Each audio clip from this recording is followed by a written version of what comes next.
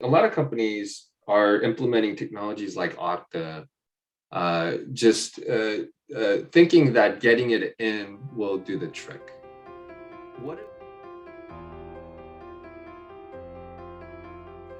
what are the things that you guys are seeing that they need to do beforehand? What are the things that they're not preparing for well? What are the processes, procedures that you think are commonly missed? For junior, IT operations environments where they're just thinking, oh, this will fix a lot of things. They just try to implement it. What are the things that you're thinking that they miss? What are the proper steps that they should take to implement something like Okta? Um, Good question. Well, there's a few things that come to mind. One is working backwards from your weakest link, which is your user, and education. I found that, as a general rule, uh, as long as you can explain the why something is being done, or that they should take extra steps, extra caution, um, and give them a good reason. Nobody wants to be that person that,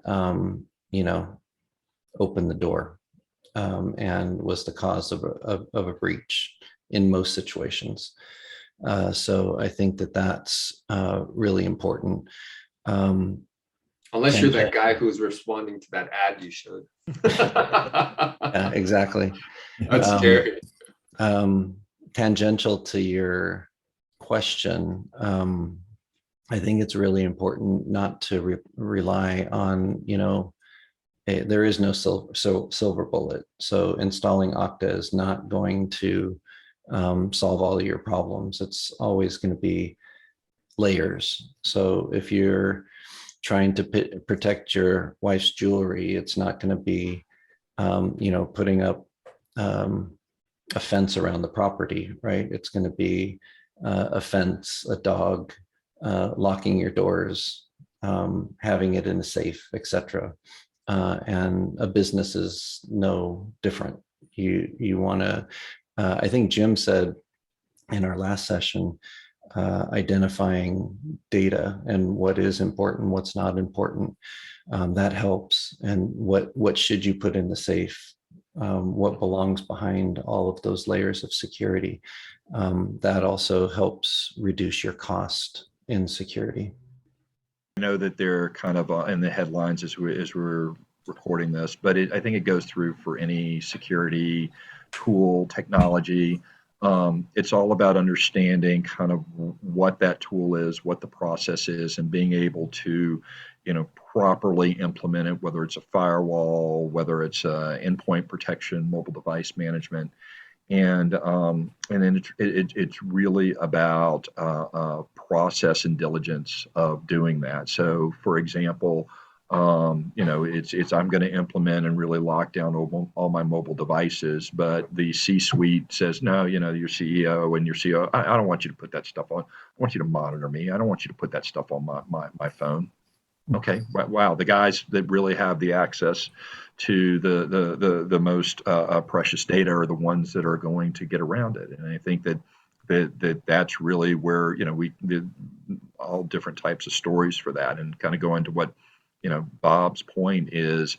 It is security. It's the weakest link. It's to be able to go through, but it's really to make sure that the company wants to have the diligence. It's why spend the money if you're only going to go for the training, you're only going to get 80% compliance, on something if you can't really put it in.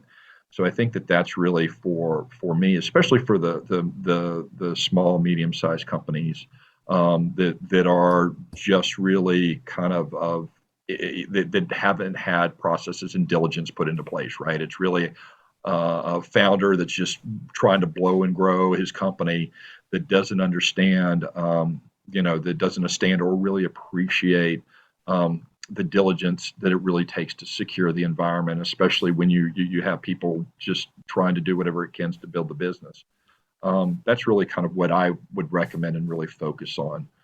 because that like I said, it just takes one weak link. It takes one person to respond to an ad to try to get 20,000 bitcoins or whatever it is. Look at the results. Anything else you'd like to add, Jim?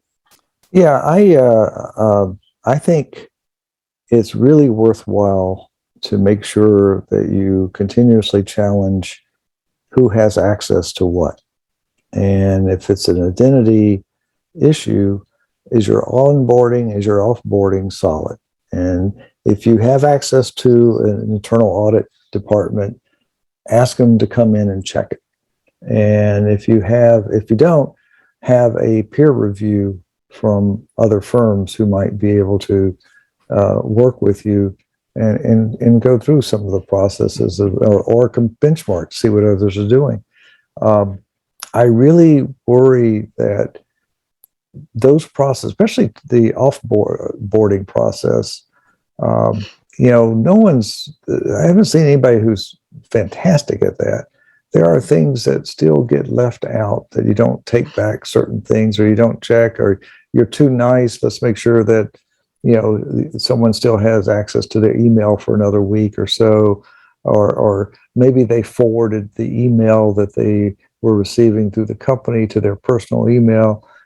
Bad habits have a way of creating openings.